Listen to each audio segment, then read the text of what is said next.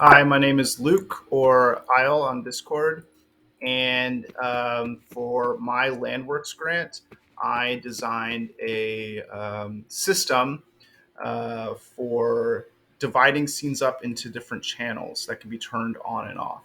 And the benefit of this system is that it allows you to overlay uh, I guess, sections of your scene on top of each other and swap them out. So you can fit more content onto your scene and you can reuse your polygons of your scene.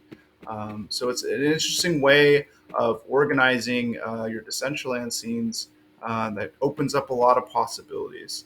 So for the Gland Grant, I've designed two different scenes. The first one is 1 by 1 parcel, which is kind of just a bare bones example of this system, which I'm going to go over and kind of show you guys how to edit if you want to add more channels, remove channels, or change things out.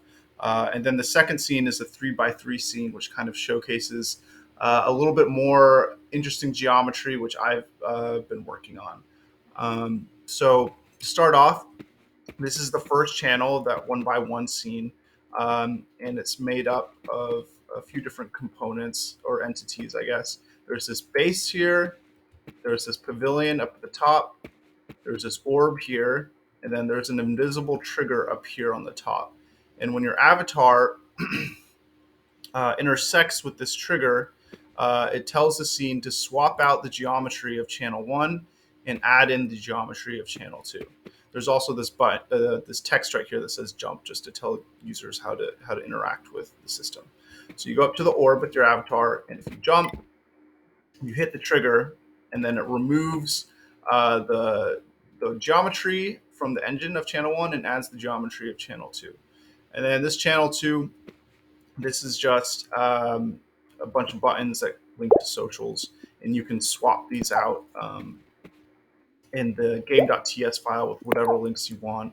It's just to showcase the external link idea.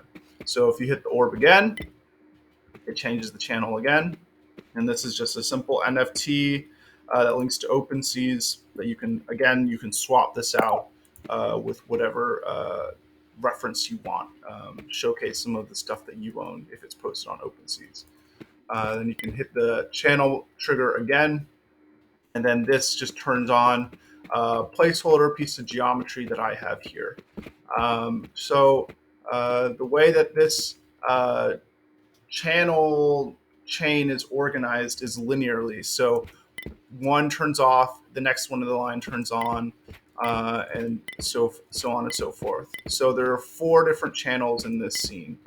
Now I'm going to go over looking at the game.ts file and how you can kind of edit that to customize what's already in here to what you want to do, how you can add channels and edit channels.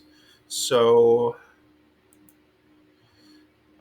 here's the game.ts file. It's in the project folder inside the source folder, game.ts.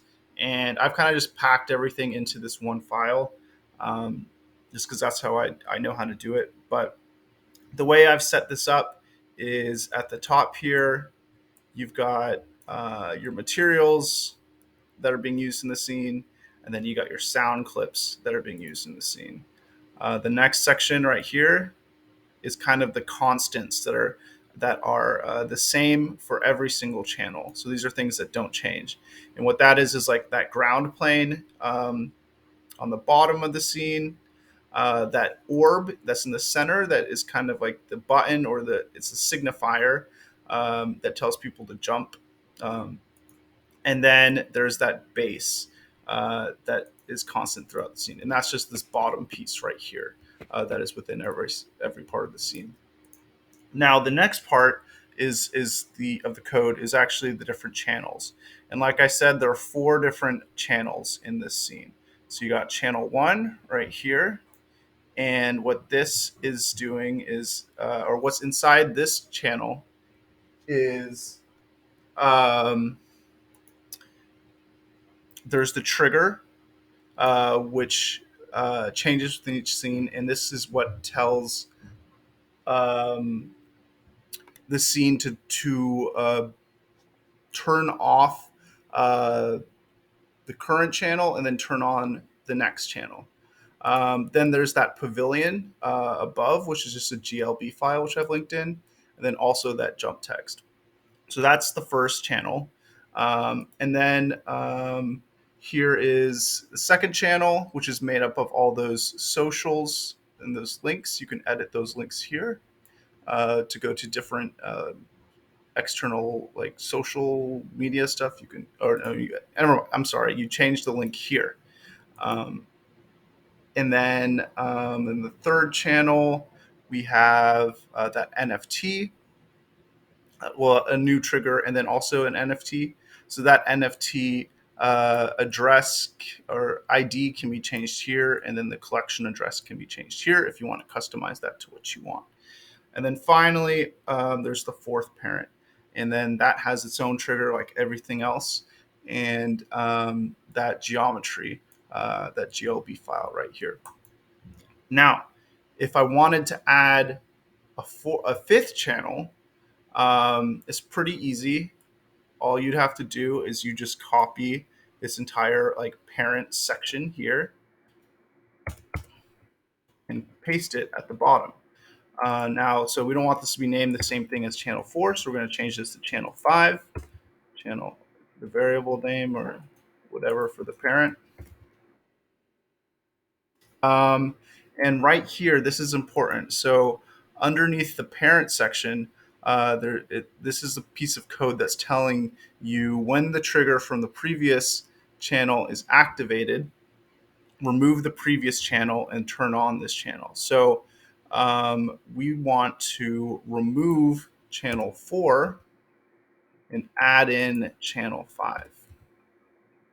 Also, we need to tell the trigger of the previous channel to turn on this parent instead of turning on parent 1. So we go up to the channel 4 parent, we go to the channel 4 trigger, and instead of turning on channel 1, this is now going to turn on channel 5. And the channel 5 is going to turn on channel 1.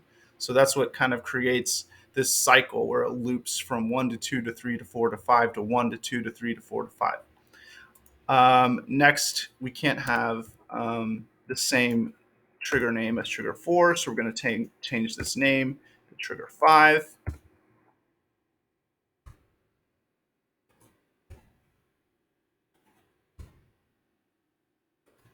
Then also this trigger box to trigger box 5. So just change all these variable names. And then, yes, so channel 5, after channel 5, we want it to be channel 1. So this needs to be channel 1 right here, and that looks correct.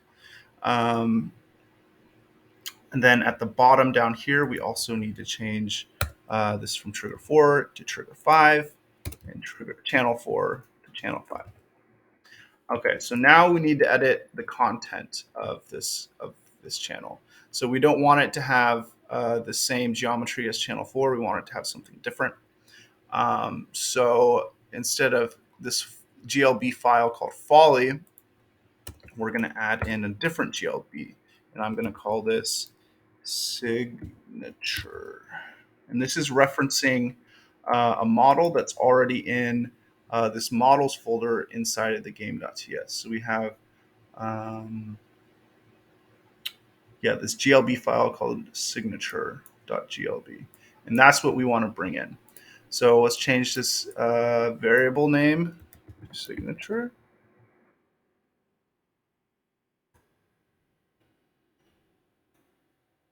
So we've got to replace all of these follies signature. And then we have to change the GLB file name to signature.glb. And then finally, when we're adding this to the parent, we got to change folly down here to signature. So that should be pretty much it. We should be good to go on this new channel, which we added, except for we have to edit one more thing in the beginning. So on channel 1, it's saying remove channel 4, add channel 1. Because we just added channel 5, we need to change channel 4 to channel 5. So unless I did something wrong, this should be set. So we're going to save. I'm going to exit this, and then we're going to reload the scene. And it looks like there are no errors. So hopefully this runs, and I can show you how easy that was just to add a new channel. Um, so yeah, so this is this first scene is a 1x1. It's basically just a bare bones example of how you can use this trigger system and this channel system to add organize your scene with channels. So we got channel 1, channel 2, channel 3 right here, channel 4, and oh, okay, I put this in the wrong location. So that's the signature. But what we forgot to do was change the coordinates. So instead of this position being 888 or 808, we want it to be 0, 0, 0. So let's try this again. 2, channel 3, channel 4, up, and we need to add a rotation here. Sorry about that. 1, okay, 2, 3, 4, 5. And there we go. So that's just a little signature I put in, made by Isle. That's my Discord tag. And yeah, that's pretty much it. So that's as easy as it is. That's pretty much how easy it is to add in another channel, and you can replace all of these GLB files with whatever content you want. You can replace this NFT with whatever reference you want, and add as many as you want to these scenes. So yeah, so that's pretty much it for the 1x1 scene. My next video will be showcasing the work I did on the 3x3 scene. So yeah, thank you very much for watching. Hope it helped.